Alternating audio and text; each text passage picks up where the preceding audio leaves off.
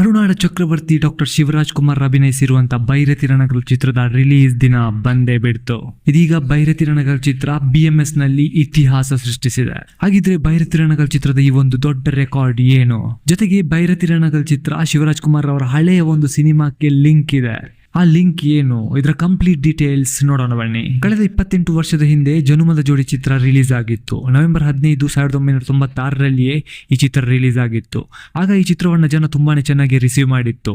ಸಿನಿಮಾದ ಕಂಟೆಂಟ್ ತುಂಬಾನೇ ಚೆನ್ನಾಗಿಯೇ ಇತ್ತು. ವಿ ಮನೋಹರ್ ಸಂಗೀತ ಹಾಡುಗಳು ತುಂಬಾನೇ ಜನಮನ್ನಣೆ ಗಳಿಸಿದ್ರು. ಹಳ್ಳಿ ಹಿನ್ನೆಲೆಯ ಈ ಚಿತ್ರವನ್ನ TS ನಾಗಭರಣ ಡೈರೆಕ್ಷನ್ ಮಾಡಿದ್ರು. ನಟ ಶಿವರಾಜ್ ಕುಮಾರ್, ನಟಿ ಶಿಲ್ಪಾ ಈ ಚಿತ್ರದಲ್ಲಿ ಜೋಡಿ ಆಗಿದ್ರು. ಈ ಜೋಡಿಯನ್ನ ತುಂಬಾನೇ ಮೆಚ್ಚಿಕೊಂಡ್ರು. ಇದು ಸೂಪರ್ ಹಿಟ್ ಸಿನಿಮಾ ಕೂಡ ಆಗಿತ್ತು. ಜನ ಎತ್ತಿನ ಬಂಡಿ, ಟ್ರ್ಯಾಕ್ಟರ್ ಹೀಗೆ ಎತ್ತಿಕೊಂಡು ಸಿನಿಮಾ ನೋಡಲು ಥಿಯೇಟರ್ಗೂ ಬರ್ತಾ ಇದ್ರು. ಭೈರತಿ ರಣಗಳು ಚಿತ್ರ ಕೂಡ ನವೆಂಬರ್ 15ರಂದು ರಿಲೀಸ್ ಆಗ್ತಿದೆ. ಈ ಮೂಲಕ ಜನುಮದ ಜೋಡಿ ಮತ್ತು ಭೈರತಿ ರಣಗಳು ಚಿತ್ರದ ರಿಲೀಸ್ ಡೇಟ್ ಒಂದೇ ಆಗಿದೆ. ಆದ್ರೆ ವರ್ಷಗಳು ಬೇರೆ ಅನ್ನೋದು ಅಷ್ಟೇ ಸತ್ಯ ನೋಡಿ. ಅಂತಹ ಈ ಒಂದು ವಿಶೇಷ ದಿನವೇ ಭೈರತಿ ರಣಗಳು ಚಿತ್ರ ರಿಲೀಸ್ ಆಗ್ತಿದೆ. ಜೊತೆಗೆ ಭೈರತಿ ರಣಗಳು ಚಿತ್ರ BMS ನಲ್ಲಿ ಒಂದು ಇತಿಹಾಸ ಸೃಷ್ಟಿಸಿದೆ. ಇದುವರೆಗೂ ಯಾವುದೇ ಚಿತ್ರ ಕೂಡ ಈ ಒಂದು ರೆಕಾರ್ಡ್ ಅನ್ನ ಮಾಡಿರಲಿಲ್ಲ. ಭೈರತಿ ರಣಗಳು ಚಿತ್ರ ಬುಕ್ ಮೈ ಶೋದಲ್ಲಿ ಕೇವಲ 24 ಗಂಟೆಗಳಲ್ಲಿ 12,861 ಟಿಕೆಟ್ಗಳು ಬುಕ್ ಆಗಿದೆ.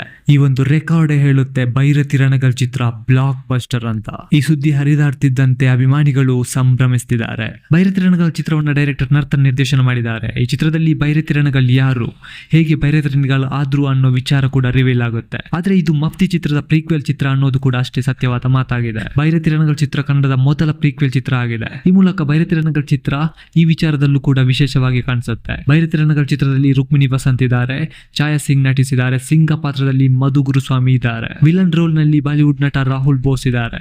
ಹೀಗೆ ಈ ಚಿತ್ರದಲ್ಲಿ ಒಳ್ಳೆ ಕಲಾವಿದರೇ ಇದ್ದಾರೆ. ಇವರೆಲ್ಲ ಇರುವ ಈ ಚಿತ್ರಕ್ಕೆ ರವಿ ಬಸ್ರೂರು ಸಂಗೀತ ಕೊಟ್ಟಿದ್ದಾರೆ. ನವೀನ್ ಕುಮಾರ್ ಕ್ಯಾಮರಾ ವರ್ಕ್ ಮಾಡಿದ್ದಾರೆ. ಬಹುವೆಚ್ಚದ ಈ ಚಿತ್ರ ದೊಡ್ಡ ಮಟ್ಟದಲ್ಲಿ ರಿಲೀಸ್ ಆಗ್ತಿದೆ ಅಂತಲೂ ಹೇಳ್ಬಹುದು. ಇದರ ಬಗ್ಗೆ ನಿಮ್ಮ ಅಭಿಪ್ರಾಯವನ್ನ ಕಮೆಂಟ್ ಮೂಲಕ ತಿಳಿಸಿ. ನೀವು ಇದುವರೆಗೂ ಕೋಟಿಯನ್ ಕ್ರಿಯೇಷನ್ ಚಾನಲ್ ನ ಸಬ್ಸ್ಕ್ರೈಬ್ ಮಾಡಿಲ್ಲ ಅಂದ್ರೆ ಈಗಲೇ ಸಬ್ಸ್ಕ್ರೈಬ್ ಮಾಡಿ.